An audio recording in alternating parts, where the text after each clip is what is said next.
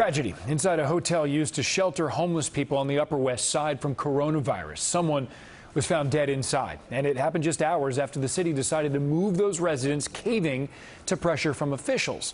And now critics are voicing their concerns about the move. News 4's Myles Miller live on the Upper West Side with a message from some city leaders here. Myles.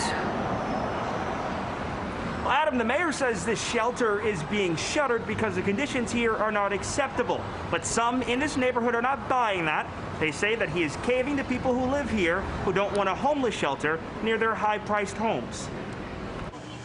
Hours after the mayor announced 300 homeless men would be moved from a luxury hotel on the Upper West Side, police were on scene after a shelter resident died inside.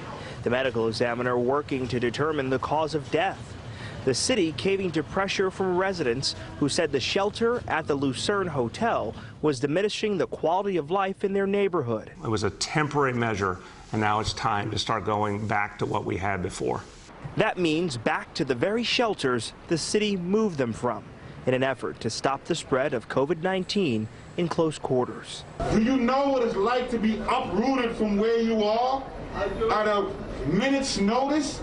Public advocate Jumani Williams joined a group of local residents angered by the decision to displace the shelter's residents. Don't pretend homeless people don't have feelings, don't have families, don't want to work. They are not chess or checker pieces on a board. How dare you treat them like that? The entire impetus originally at the height of the coronavirus was to get people out of more crowded facilities into other environments.